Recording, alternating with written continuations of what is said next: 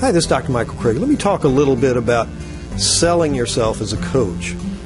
Back when I first started as a chiropractor, this is back in the early mid-'80s, I didn't know how to sell. In fact, I was a terrible salesperson when selling was thought to be foot in the door, say as much as you can in as little time as you can and get things sold.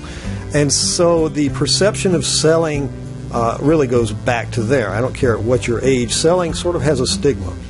And what I'm going to tell you here today is that selling your services as a coach is primarily set up before you even see the client, the prospective client.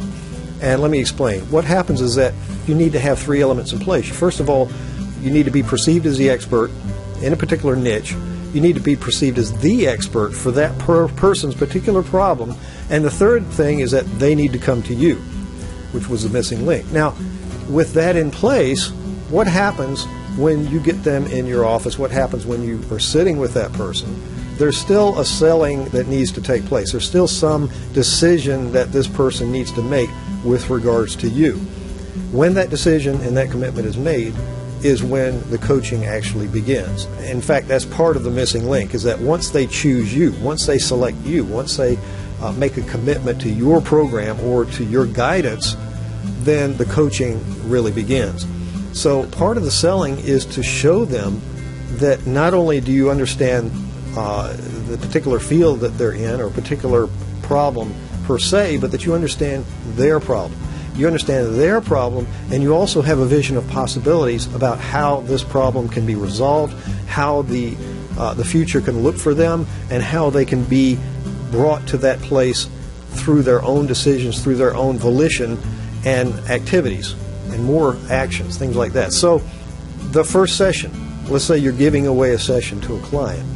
You want to be able to give that client some idea of how this thing is going to take place, why it's going to take place, remind them of why, also present with them the how, and that how will include obviously your feedback, your direction. Assuming you're doing non-directive coaching, you're going to show them how this works, maybe do a demonstration. If you're doing logical soul work with someone, it's a very powerful thing where you can show that person exactly how you're going to break through any barrier that may stand in their way, period, and get them to the point to where they can achieve whatever they want to achieve.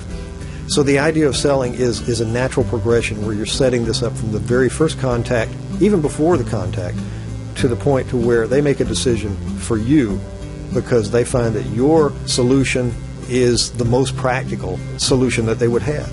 And so selling just needs to be a natural progression. It doesn't take a whole lot of thought on their part. They naturally fall into a decision to choose you as their coach. Once that decision takes place, then it's easy going from there on. The decision, however, has to be set up properly. First of all, you need to attract the right clientele. If that person doesn't have the problem that you know that you can solve very definitively, chances are you're going to be fumbling around trying to find solutions in the first session. That's not going to sell them.